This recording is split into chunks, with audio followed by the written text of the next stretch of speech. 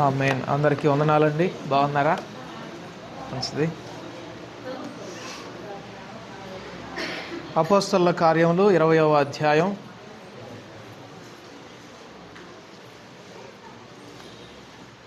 20వ వచనం చూసుకుందాం. అపోస్తలుల కార్యములు 20వ అధ్యాయం 20వ వచనం.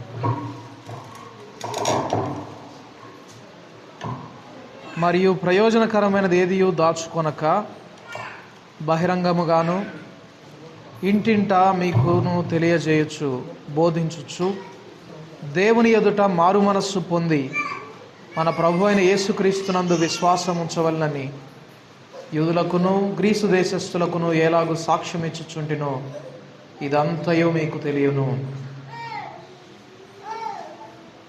ముందు 18వ వచనం నుండి కూడా 18వ వచనం నుండి కూడా చదువుకుందాం. నేను ఆసియాలో కాలు పెట్టిన దినము నుండి ఎల్ల కాలము మీ మధ్య ఎలాగూ నడుచుకుంటునో మీరే ఎరుగుదురు. యూదుల కుట్ర వలన నాకు శోధనలు సంభవించినను కన్నీళ్లు విడుచుచు పూర్ణమైన వినయభావముతో నేను ఎలాగూ ప్రభువును సేవించుచుంటినో మీకే తెలియను. మరియు ప్రయోజనకరమైనది ఏదియు దాచుకొనక బహిరంగముగాను ఇంటింటను మీకు తెలియజేయచ్చు, బోధించుచు దేవుని ఎదుట మారు మనస్సు పొంది మన ప్రభు అయిన యేసుక్రీస్తునందు విశ్వాసం ఉంచవలనని యూదులకును గ్రీసు దేశస్థులకును ఎలాగూ సాక్ష్యం ఇచ్చుచుంటినో ఇదంతయు మీకు తెలియను. ఇదిగో నేనిప్పుడు ఆత్మయందు బంధింపబడిన వాడనై యెరూషలేమునకు వెళ్ళుచున్నాను. అక్కడ నాకు ఏమేమి సంభవించునో తెలియదు కానీ బంధకములను శ్రమలను నా కొరకు కాచుకొని ఉన్నవని పరిశుద్ధాత్మ ప్రతి పట్టణములోనూ నాకు సాక్ష్యమిచ్చుచున్నాడని తెలియను. అయితే దేవుని కృపా సువార్తను గూర్చి సాక్ష్యమిచ్చుట యందు నా పరుగును నేను ప్రభు అయిన యేసు వలన పొందిన పరిచర్యను తుదముట్టింపవలనని నా ప్రాణమును నాకెంత మాత్రమును ప్రియమైనదిగా ఎంచుకొనటలేదు. ఇదిగో దేవుని రాజ్యమును గూర్చి ప్రకటించుచు నేను మీ మధ్యను సంచరించుచుంటిని.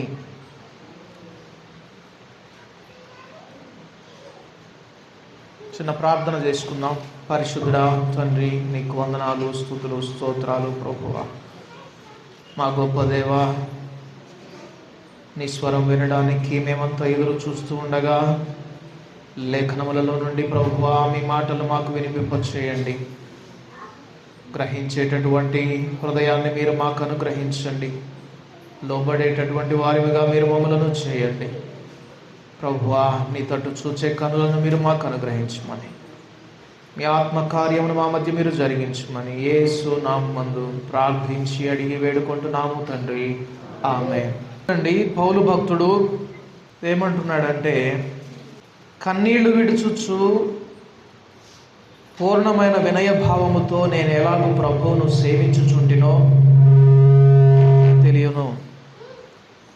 మరియు ప్రయోజనకరమైనది ఏదియూ దాచుకొనక బహిరంగముగాను ఇంటింటను మీకు తెలియజేయచ్చు, బోధించుచు దేవుని ఎదుట మారు మనస్సు పొంది మన ప్రభు అయిన యేసుక్రీస్తునందు విశ్వాసం ఉంచవలనని యూదులకును గ్రీసు దేశస్థులకును ఎలాగూ సాక్ష్యం ఇచ్చుచుంటినో ఇదంతయు మీకు తెలుసు. ఇప్పుడు నేను ఆత్మ వలన బంధింపబడిన వాడనై యెరూషలేమునకు వెళ్ళుచు ఉన్నాను. అక్కడ నాకు ఏమి సంభవిస్తుందో తెలియదు కానీ బంధకాలు శ్రమలు మాత్రం నా కోసం కాచుకొని ఉన్నాయని పరిశుద్ధాత్మ నాకు సాక్ష్యం ఇస్తా ఉన్నాడు. కాబట్టి నా పరుగును ప్రభు అయిన యేసు వల్ల నేను పొందిన పరిచర్యను తుదముట్టించాలని నా ప్రాణమును నాకెంత మాత్రమును ప్రియమైనదిగా ఎంచుకొనటలేదు అంటున్నాడు. పౌలు యొక్క తపన, నేను దేని నిమిత్తము పట్టబడ్డానో, నా పరుగు ఏ విధంగా ఆరంభమైందో, ఈ పరిచర్యను ఎలాగా పొందుకున్నానో దీన్ని నేను తుదముట్టించాలి, నేను పూర్తి చేయాలి. అందును బట్టి నా ప్రాణాన్ని నేను ఏమాత్రం ఎంచుకోవడం లేదు అంటూ ఆయన చేసిన పరిచర్యలో ఒక ముఖ్యమైనటువంటి విషయాన్ని చెప్తా ఉన్నాడు. ఏంటంటే, ఇంటింట వీధిలోను బహిరంగంగాను ఇంటింటను బోధించుచు తెలియజేయుచు అంటాడు. ఏం తెలియజేశాడు, ఏం బోధించాడు? మారు మనస్సు పొందండి అని. దేవుని ఎదుట మారు మనస్సు పొంది యేసుక్రీస్తునందు విశ్వాసం ఉంచవలనని బోధించాడట, తెలియజేశాడట. నేను దేన్ని మరుగుపరచుకోలేదు, మొత్తం బహిరంగంగా మీకు చెప్పాను అంటున్నాడు. దేవుని యొక్క సంపూర్ణ సువార్తను ప్రకటించాను. ఆ సువార్త యొక్క సారాంశం ఏమిటి అంటే మారు మనస్సు పొంది యేసుక్రీస్తునందు విశ్వాసం ఉంచడం. ఈ దినాలలో క్రైస్తవులు ఆదిమ సంఘంలో ఉండినటువంటి విశ్వాసుల వలె, అపోస్తలుల వలె ఆత్మీయ ఐశ్వర్యంతో ఉండకపోవడానికి కారణాలేంటో ఈ దినాన చూద్దాం. ప్రాథమికంగా మారు మనస్సు విషయంలో ఆనాటి అపోస్తలులకు విశ్వాసులకు ఉండినటువంటి లోతైన అనుభవం లేకపోవడం.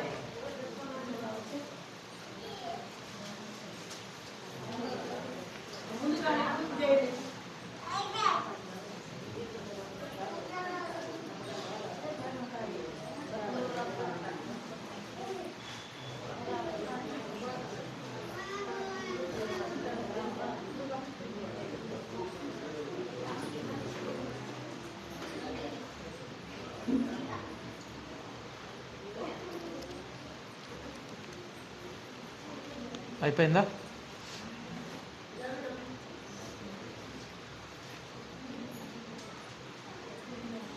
చూడండి, ఆదిమ క్రైస్తవులకు ఉండినటువంటి ఆ లోతు ఎందుకు ఈ దినాల్లో క్రైస్తవుల్లో ఉండడం లేదు అంటే ప్రాథమికంగా కారణం ఏంటి అంటే మారు మనస్సు సరిగా లేదు. సరైనటువంటి మారు మనస్సు లేకుండా దేవుని వెంబడిస్తున్నాం అనుకుంటా ఉన్నారు. అలాంటి వారి విషయమై దేవుడు ఏమని చెప్తాడు అంటే ప్రకటన గ్రంథము 3వ అధ్యాయము 14వ వచనం నుండి చూస్తే లవోదికయ అనే సంఘాన్ని ఉటంకిస్తూ చెప్తాడు. ఈనాడు సమాజంలో లేకపోతే క్రైస్తవ సమాజంలో ఇటువంటి విశ్వాసులే ఎక్కువగా ఉన్నారు. మేము మారు మనసు పొందాం, రక్షింపబడ్డాం, దేవుని వెంబడిస్తున్నాం అనుకుంటున్నారు. కానీ దేవుని ఎదుట వారి స్థితి ఎలాగున్నది అనేది దేవుని మాటల్లో చూస్తే నీ క్రియలను నేను ఎరుగుదును, నీవు చల్లగానైనను వెచ్చగానైనను లేవు. నీవు దౌర్భాగ్యుడవు, దిక్కుమాలిన వాడవు, దరిద్రుడవు, గ్రుడ్డివాడవు, దిగంబరుడవు. ఎలాగున్నారట క్రైస్తవులు? దరిద్రంలో ఉన్నాడట, గ్రుడ్డివాడైపోయాడంట, దిగంబరుడైపోయాడట.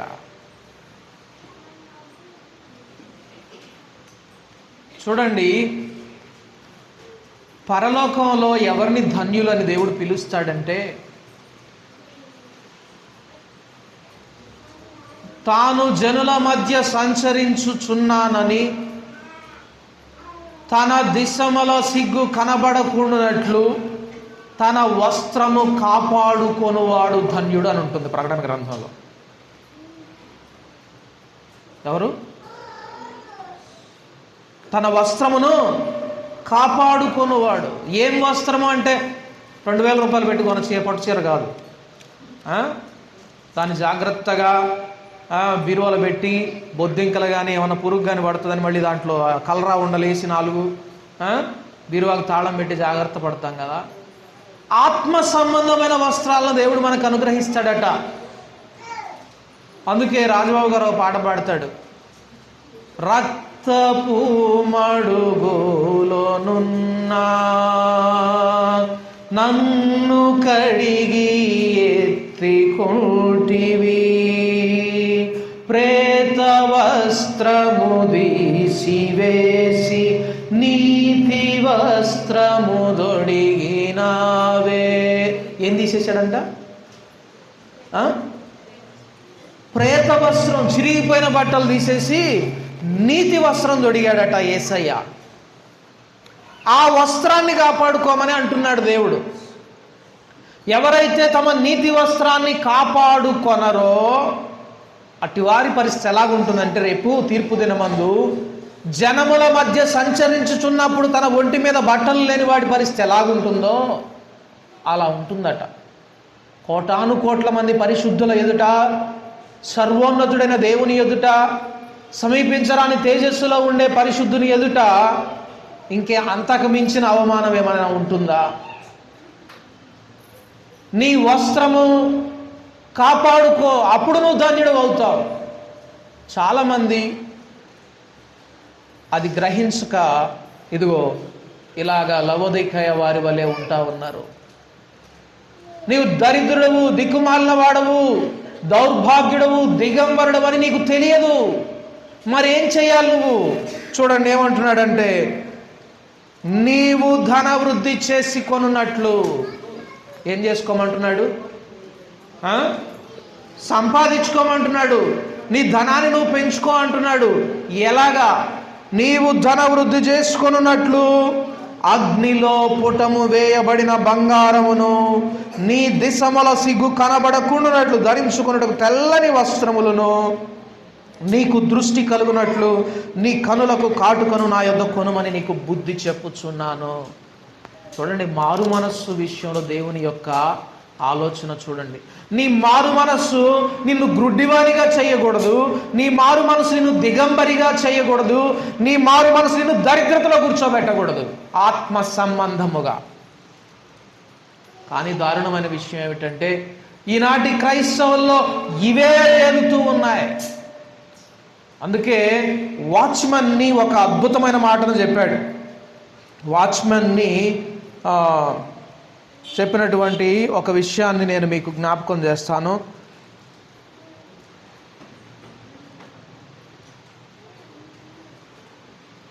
మేడం గయోన్ చెప్పినటువంటి విషయాన్నే వాచ్మెన్ని చెప్తాడు. ఏమనంటే, వాట్ ఆర్ ట్రయల్స్ అంటే, శ్రమలు అంటే ఏంటి?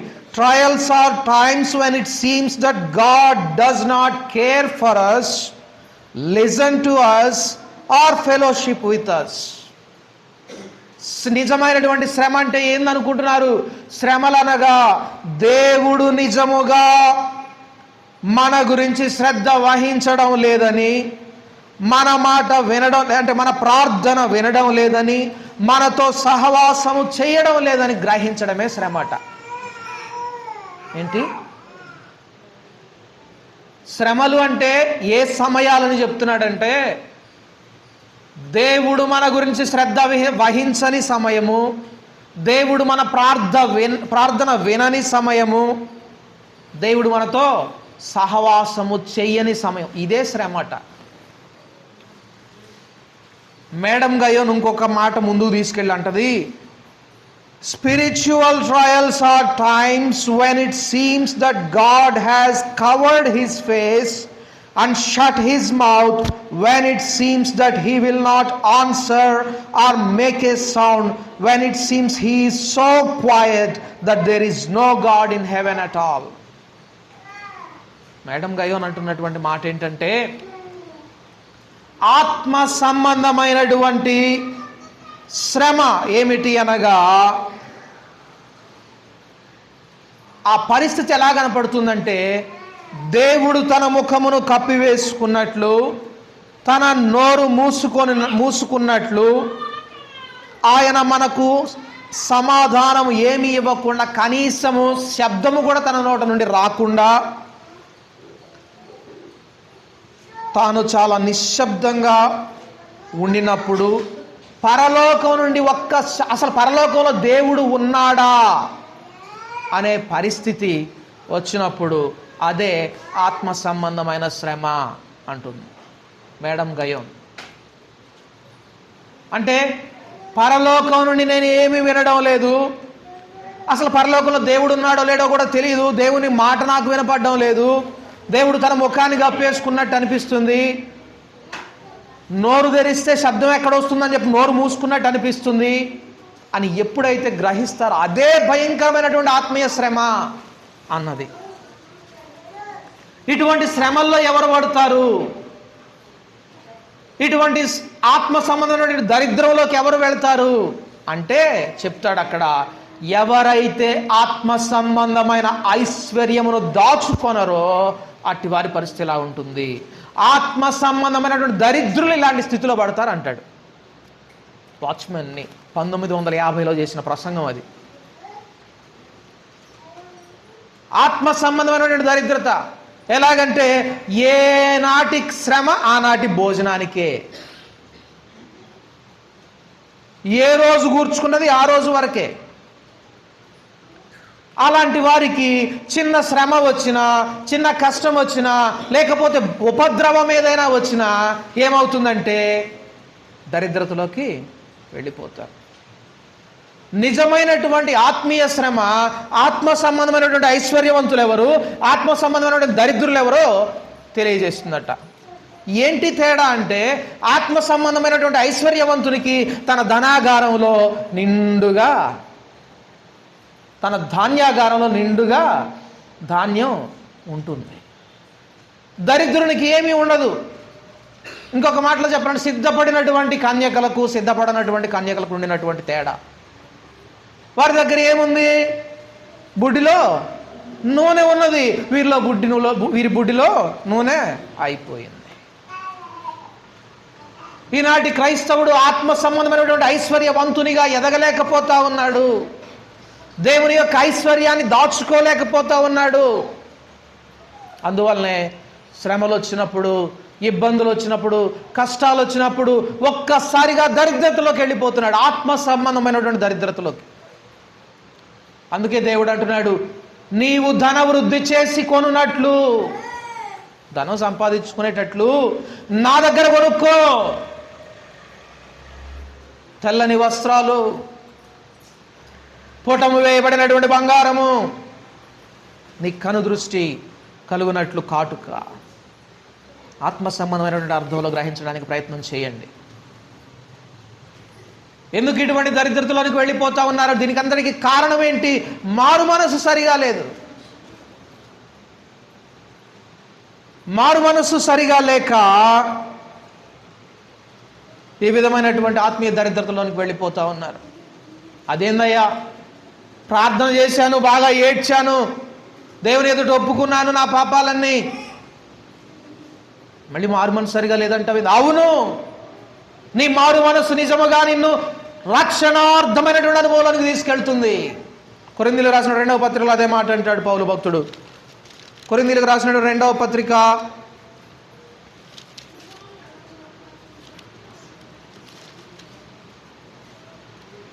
7వ అధ్యాయము 10-11 వచనములు. 10వ వచనం చదువుకుందాం. దైవ చిత్తానుసారమైన దుఃఖము రక్షణార్థమైన మారు మనస్సును కలుగజేయును.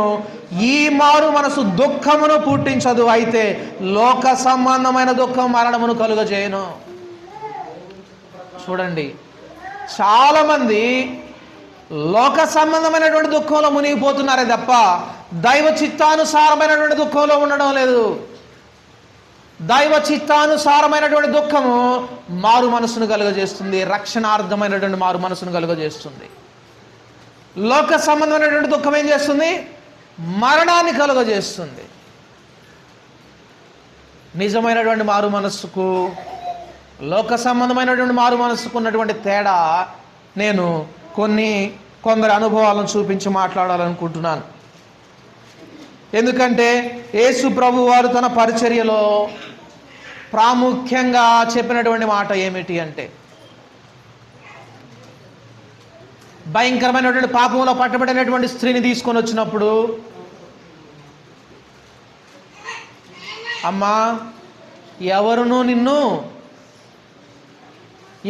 నిన్ను హింసించలేదా? ఎవరు నిన్ను కొట్టలేదా? ఎవరిను నీ మీద రాయి వేయలేదా? అయితే నేను కూడా నీ మీద వేయను. అక్కడ ఒక మాట అంటాడు, మారు మనసు పొంది ఇక మరలా తిరిగి పాపము చేయొద్దు. అంటే మారు మనసు ఏం చేస్తుంది? మరలా పాపంలోనికి ఎన్నడూ పోనీయదు. కానీ దారుణమైనటువంటి విషయం ఏంటంటే, ఈనాడు నేను మారు మనసు పొందాను, దేవుని ఎదుట ఏడ్చాను, ఒప్పుకున్నాను అని చెప్పుకుంటున్నటువంటి క్రైస్తవుడు మరలా మరలా మరలా అదే పాపంలో పడతా ఉన్నాడు. మరలా మరలా దేవునికి దూరం అయిపోతూనే ఉన్నాడు. దేవునితో సహవాసాన్ని కట్ చేసుకుంటా ఉన్నాడు. దేవుని ఎదుట దిగంబరిగా మిగిలిపోతా ఉన్నాడు. కనుదృష్టి పోయినటువంటి వానిగా. చూడండి, దీనికంతటికీ కారణం ఏమిటి? లోతైన మారు మనసు, నిజమైనటువంటి మారు మనసు లేకపోవడం. యేసు ప్రభువారు తన పరిచర్యలో చెప్పినది అదే. మారు మనసు పొందండి, దేవుని రాజ్యం సమీపించి ఉన్నది. మారు మనసు పొందండి. పౌలు భక్తుడు కూడా అదే చెప్తా ఉన్నాడు. నేను ఇంటింటా తిరుగుచూ బోధించిందేంటి? మారు మనసు పొందాలి. మీరు మారు మనసు పొందాలి. మీరు మారు మనసు పొంది దేవుని యందు విశ్వాసం ఉంచాలి. నేను ఎక్కడా దాచిపెట్టుకోలేదు దేవుని యొక్క సంపూర్ణ సువార్తను అని చెప్తా ఉన్నాడు. నిజమైనటువంటి మారు మనసు మనల్ని ఆత్మ సంబంధమైనటువంటి ఐశ్వర్యవంతులనుగా చేస్తుంది. విశ్వాసము, మారు మనస్సు, పశ్చాత్తాపం అనేవి కలిసి నడుస్తాయట. ఎక్కడ ఎందరో అవిశ్వాసులుగా మారడానికి కారణం ఏమిటి అంటే, వీళ్ళు ఏం చేస్తున్నారంటే మారు మనస్సును, విశ్వాసాన్ని విడగొడుతున్నారు. దేవుడు జతపరచిన వారిని విడగొట్టకూడదు. దేవుడు ఏం చేశాడు? మారు మనసును, విశ్వాసాన్ని కలిపేశాడు. అవిశ్వాసులుగా మారడానికి కారణం ఏంటంటే మారు మనసును తీసేసుకున్నారు జీవితాల్లో నుంచి. చూడండి, కొందరు జీవితాలు చూపిస్తాను. సమూయేలు మొదటి గ్రంథం 15వ అధ్యాయం.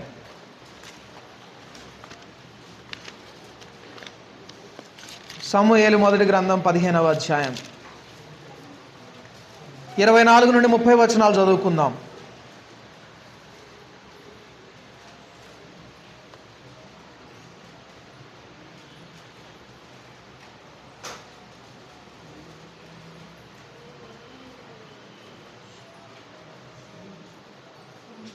సౌలు జనులకు జడిసి వారి మాట వినినందున నేను యెహోవా ఆజ్ఞను నీ మాటలను మీరి పాపము తెచ్చుకొంటిని. కాబట్టి నీవు నా పాపమును పరిహరించి నేను యెహోవాకు మొక్కుకొనున్నట్లు నాతో కూడా తిరిగి రమ్మని సమూయేలును వేడుకొనెను. 30వ వచనం. అందుకు సౌలు, నేను పాపము చేసి తిని. ఏమంటున్నాడు సౌలు? మారు మనసు అంటే అదే కదా. అయ్యో నేను పాపిని, అయ్యో నేను ఘోరమైనటువంటి పాపం చేశాను, దేవునికి విరోధంగా పాపం చేశానని చెప్పడమే కదా. సౌలు పొందిన మారు మనసు చూడండి. నేను పాపం చేశాను, నేను పాపము చేసి తిని, పాపం తెచ్చుకున్నాను నా మీదకి అన్నాడు, కానీ మారు మనసులోకి నడిపేయలేదు తన పశ్చాత్తాపం. కారణం ఏంటి? సౌలు మారు మనస్సు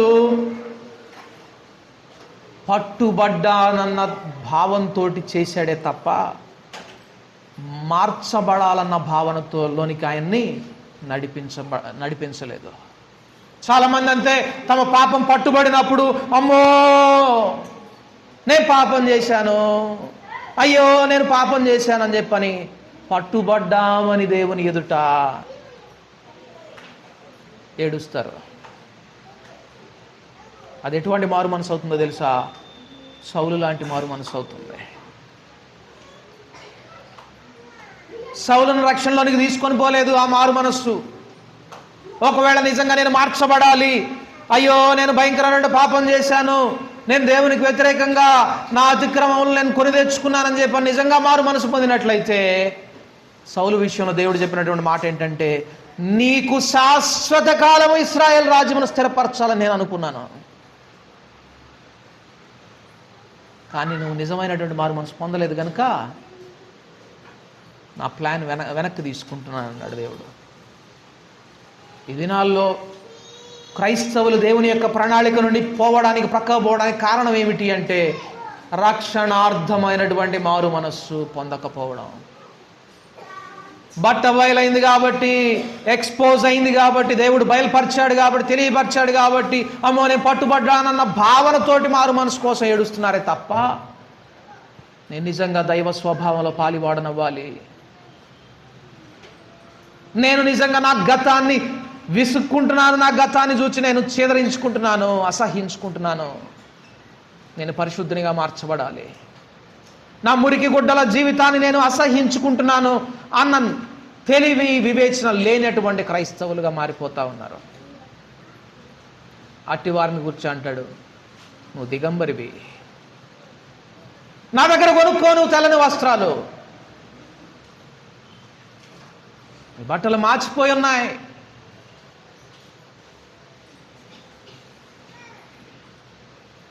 పెండ్లి వస్త్రము లేని ఒకనిని త్రోసిరి వెలుపల చీకటిలో.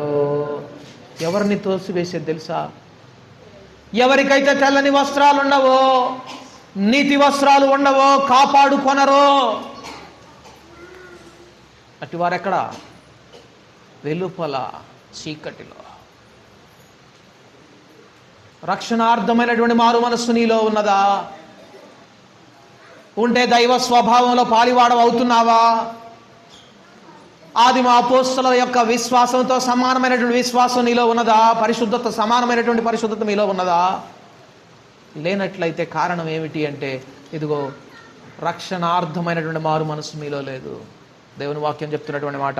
ఇంకొక వ్యక్తిని కూడా నేను మీకు చూపిస్తాను.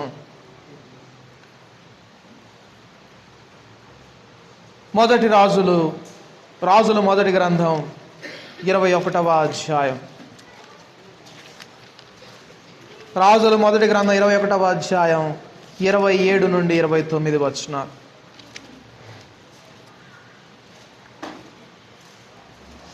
ఆహాబు ఆ మాటలు విని తన వస్త్రములను చింపుకొని గోనె పట్ట కట్టుకొని ఉపవాసం ఉండి గోనె పట్ట మీద పరుండి వ్యాకుల పడుచుండగా యెహోవా వాక్కు తిష్బీయుడైన ఏలియాకు ప్రత్యక్షమై ఇలాగు సెలవిచ్చెను. ఆహాబు నాకు భయపడి వినయముగా ప్రవర్తించుట చూచితివా? నాకు భయపడి అతడు వినయముగా ప్రవర్తించుట చేత ఆ అపాయం అతని కాలమునందు సంభవింపకుండా ఆపి అతని కుమారుని కాలమునందు అతని కుటుంబీకుల మీదికి నేను దాన్ని రప్పించదును. ఆహాబు కూడా ఇక్కడ ఏడ్చి ప్రార్థన చేస్తూ ఉన్నాడు. ఏమని? తన వస్త్రములను చింపుకొని గోనె పట్ట కట్టుకొని ఉపవాసం ఉండి గోనె పట్ట మీద పరుండి వ్యాకుల పడుచుండగా. ఇంకెంత చూడండి, గోనె పట్ట కట్టుకున్నాడట, గోనె పట్ట మీద పరున్నాడట, వ్యాకుల పడతా ఉన్నాడట. ఎందుకు? దేవుని యొక్క ఆజ్ఞ బయలుపరచబడింది.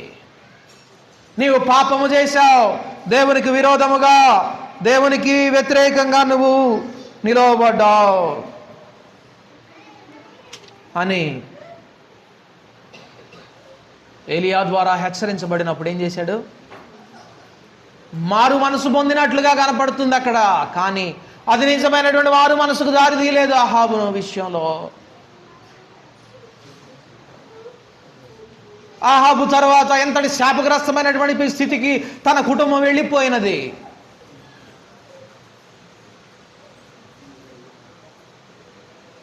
యెజబెలను స్త్రీని నీ మధ్య నువ్వు ఉండనిచ్చుచున్నావు, నికొలాయితుల బోధన నీవు అనుసరిస్తా ఉన్నావు. నువ్వు మారు మనసు పొందితే సరి. చూచారా? తిరుగుబాటు చేసేవారుగా తయారవుతున్నారా? తిరుగుబాటు చేసేవారితో సమ్మతిస్తున్నారా? చూడండి, ఆహాబు యొక్క పశ్చాత్తాపం అతని రక్షణలోనికి నడిపించలేదు. చాలా మంది క్రైస్తవుల యొక్క పశ్చాత్తాపం లేక మారు మనసు ఈ విధంగానే ఉంటా ఉన్నది. మత్తయి సువార్త 27వ అధ్యాయం ఒకసారి చూద్దాం. మత్తయి సువార్త 27వ అధ్యాయం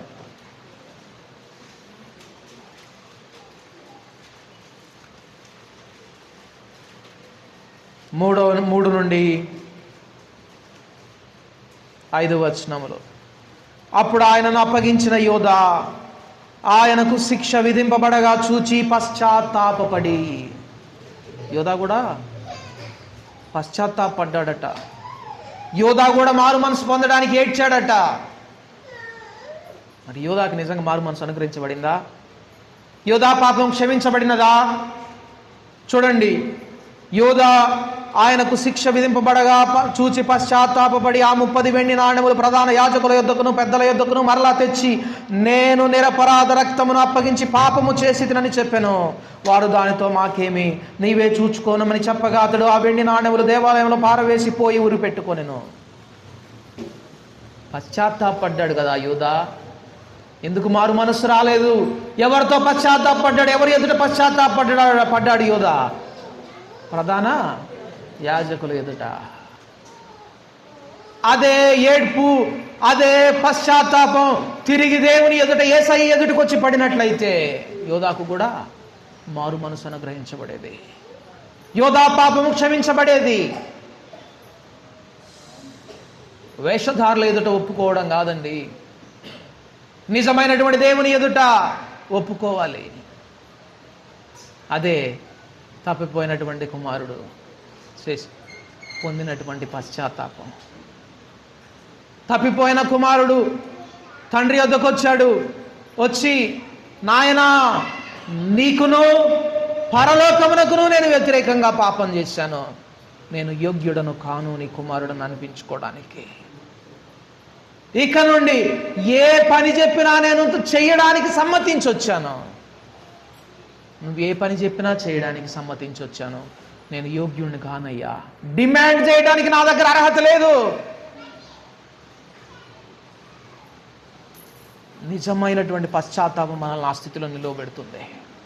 ప్రభువా, నువ్వు ఏం చెప్తే నేను అది చేస్తానయ్యా.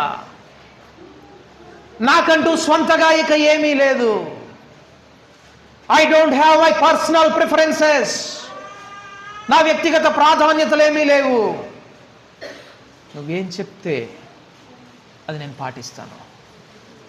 నేను డిమాండ్ చేసే స్థాయిని పోగొట్టుకున్నాను. వాస్తవానికి దేవుడు మనల్ని పిలిచింది ఎందుకో తెలుసా? చీకటిలో నుండి ఆశ్చర్యకరమైన తన వెలుగులోనికి మిమ్మల్ని పిలిచిన వాని గుణాతిశయములను ప్రచురము చేయ నిమిత్తము మీరు ఏర్పరచబడిన వంశమును, రాజులైనటువంటి యాజక సమూహం, అధికారం చేయాల్సిన వాళ్ళు. కానీ నేను అధికారం చేయలేనయ్యా, ఎందుకంటే నేను యోగ్యుడను కాను. నేను పరలోకమునకును నీకును వ్యతిరేకంగా పాపం చేశానని చెప్పి దేవుని ఎదుట ఒప్పుకొని, ఇక మీదట నువ్వేం చెప్తే అది చేస్తానయ్యా. నిజంగా ఈ మాట దేవుని ఎదుట మీరు చెప్పగలరా? తండ్రి, ఈ దినము నుండి నేను నువ్వు ఏది చెప్తే అది చేస్తానయ్యా. నా సొంత ప్రాధాన్యత ఏమీ లేదు. అంతగా లోబడేటటువంటి జీవితంలోనికి నీ మారు మనస్సు నిన్ను నడిపించినదా? లేక మనం ఇందా చూసినట్లుగా సౌలు, ఆహాబు యోధా యొక్క మారు మనస్సులాగా ఉన్నదా? పేతురు భక్తుడు కూడా 3.5 సంవత్సరాల పాటు యేసయ్యతో కలిసి తిరిగాడు. మారు మనస్సు పొందండి, మారు మనస్సు పొందండి, పరలోక రాజ్యం సమీపించి ఉన్నది, మీకు సమీపంగా ఉన్నది, రక్షణ మీకు దొరుకు కాలమునందే మీరు ఆయన వేడుకోనండి. రోజుకు 4 ప్రసంగాలు విన్నాడు పేతురు. నిజమైన మారు మనసు ఎప్పుడు వచ్చిందో తెలుసా? ఎప్పుడైతే తన హృదయ స్థితి నిజముగా తన కళ్ళ ఎదుట బయటపడిందో, అయ్యో నేను అబద్ధం ఆడానే, ఆయనను ఎరుగనన్నానే నేను. బైబిల్ గ్రంథం సెలవిస్తూ ఉన్న మాట ఏమిటంటే,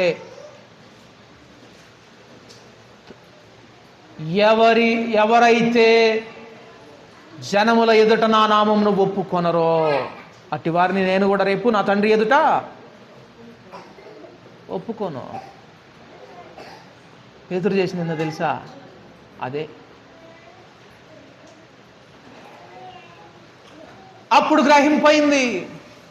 ఎప్పుడైతే యేసయ్య కళ్ళలోకి చూచాడో, యేసయ్య తన వైపు చూచాడో, తన హృదయ స్థితి బయటపడింది.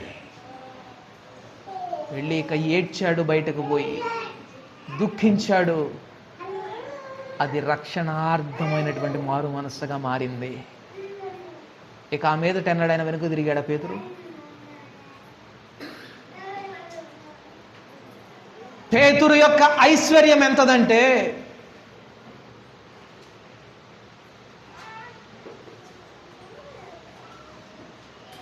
పేతురు యొక్క ఆత్మీయ ఐశ్వర్యం ఎంతది అంటే,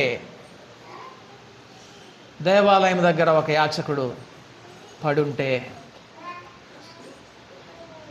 పేతురు దేవాలయంలోనికి వెళ్తా ఉన్నాడు. నీకివ్వడానికి మా దగ్గర వెండి బంగారాలు లేవు, కానీ మాకు కలిగింది ఇస్తున్నామన్నాడు. నీవు లేచి యేసు నామమున స్వస్థత పొందు అనగానే వాడు లేచి స్వస్థత పొందాడట. అది ఆత్మీయ ఐశ్వర్యం. పేతురులో ఉండిన ఆత్మీయ ఐశ్వర్యం. ఒకప్పుడు భయంకరమైనటువంటి ఆత్మీయ దరిద్రత.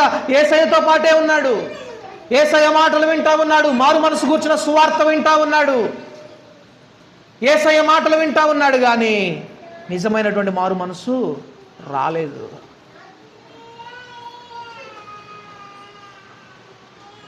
ఒకే సమయంలో ఇంచుమించు యోధా, పేతురు దాదాపుగా ఒకే సమయంలో కొంచెం అటు ఇటుగా పశ్చాత్తాపడ్డారు. కానీ ఒకరి పశ్చాత్తాపమేమో దేవునికి సమీపంగా తీసుకెళ్ళింది, ఐశ్వర్యవంతునిగా చేసింది, ఆత్మ సంబంధమైనటువంటి ఐశ్వర్యవంతునిగా చేసింది, నీతి వస్త్రము ధరించిన వానిగా చేసింది, తెల్లని వస్త్రములు ధరించిన వానిగా చేసింది.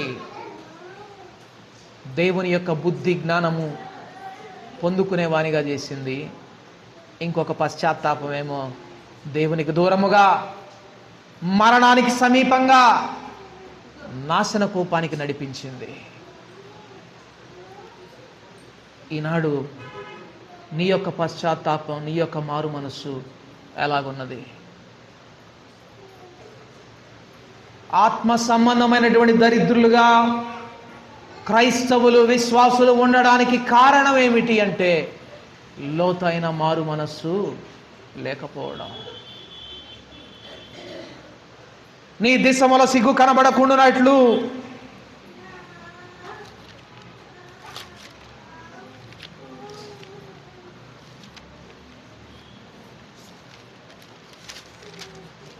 ధరించుకొనుటకు తెల్లని వస్త్రములు, నీకు దృష్టి కలుగునట్లు నీ కనులకు కాటుక నా యొద్ద కొనుము.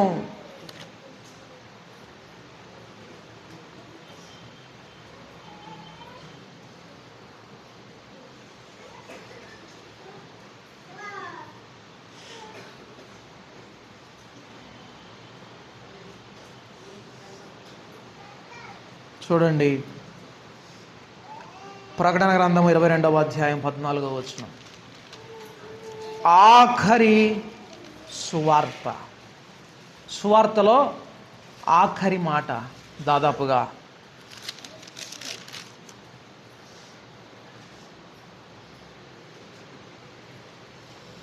సువార్తలో ఉండినటువంటి ఆఖరి హెచ్చరిక ఏమిటి అంటే,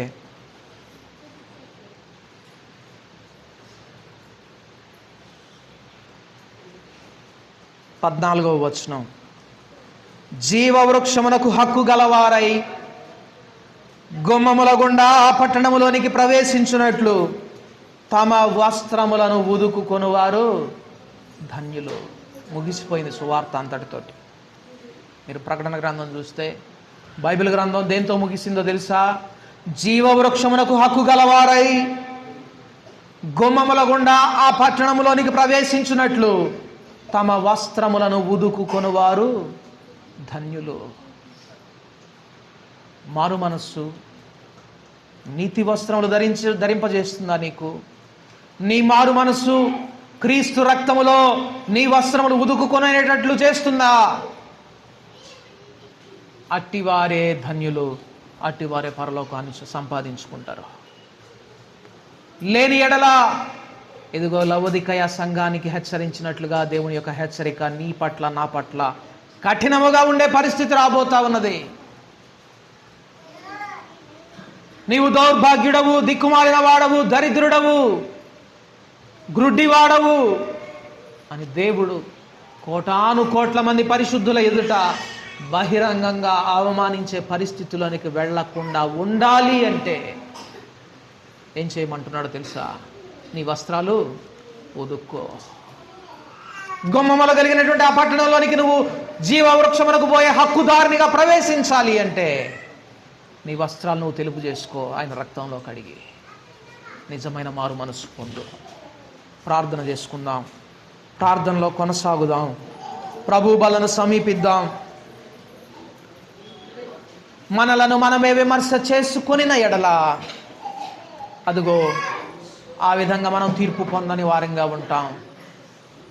మనలను మనమే విమర్శ చేసుకొని ఎడల మనము తీర్పు పొందకపోదుము. అయోగ్యముగా ఎవడును రొట్టెలో చేయి వేయకూడదు. మారు మనస్సు, నిజమైనటువంటి మారు మనస్సు లేకుండా రొట్టెలో చేయి వేయకూడదు. నీ మారు మనస్సు నీ నీతి వస్త్రాన్ని కాపాడుకునేంత స్థాయిలో ఉన్నదా? నీ మారు మనస్సు నీ వస్త్రములు ఉదుకుకునేటటువంటి జీవితాన్ని నీకు అనుగ్రహిస్తున్నదా? నీ మారు మనసు నీలో రక్షణార్థమైనటువంటి జీవితాన్ని నీకు అనుగ్రహిస్తూ ఉన్నదా? తప్పిపోయిన కుమారునికి అనుగ్రహించబడినది, పేతురు భక్తునికి అనుగ్రహించబడినది. మరి నీ విషయంలో ఎలాగున్నది? ఆత్మ సంబంధమైనటువంటి దరిద్రతలోనికి నిన్ను చిన్న చిన్న శ్రమలు, కష్టాలు, నష్టాలు నెట్టివేస్తా ఉన్నాయా? ఆత్మీయ బ్యాంకులో ఏం దాచుకున్నావు? నీవు ధన వృద్ధి చేసుకున్నట్లు నా యొద్ద కొనుక్కో మేలైన బంగారాన్ని. యేసయ్య అంటా ఉన్నాడు, నిజమైన మారు మనస్సు, నిజమైనటువంటి దుఃఖము, పశ్చాత్తాపము, రక్షణార్థమైనటువంటి మారు మనస్సును అనుగ్రహిస్తున్నది. లోక సంబంధమైనటువంటి దుఃఖాన్ని మనం దేవుని ఎదుట చూపించి మనం మారు మనసు పొందలేం. నిజమైనటువంటి దుఃఖము, రక్షణార్థమైనటువంటి మారు మనస్సు ఆత్మ సంబంధమైనటువంటి ఐశ్వర్యవంతుడిగా చేస్తుంది. ప్రార్థన చేసుకుందాం.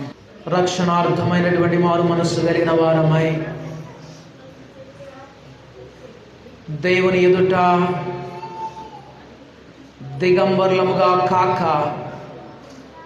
నీతి వస్త్రము ధరించిన వారిగా కనబడునట్లు ఆత్మ సంబంధమైన ఐశ్వర్యము కలిగిన వారమై శ్రమలలో, నిందలలో, కష్టములలో దేవుని మహిమపరచునట్లు మీరందరూ పరిశుద్ధాత్మ శక్తి పొంది విస్తారముగా నిరీక్షణ గలవారుగుటకు నిరీక్షణ కర్తయగు దేవుడు విశ్వాసము ద్వారా సమస్తానందముతోనూ సమాధానముతోనూ మిమ్మల్ని నింపునుగాక. తొట్టిల్లకుండా మన్యమును కాపాడుటకును తన మహిమ ఎదుట నిర్దోషులనుగా మిమ్మల్ని నిలువబెట్టుటకును శక్తి గల మన రక్షకుడైన అద్వితీయ దేవునికి మన ప్రభు యేసుక్రీస్తు ద్వారా మహిమయు, మహాత్మ్యమును, ఆధిపత్యమును, అధికారమును యుగములకు పూర్వమును ఇప్పుడును సర్వయుగములను కలుగునుగాక. ఆమేన్. ఆమేన్. అందరికీ వందనములు.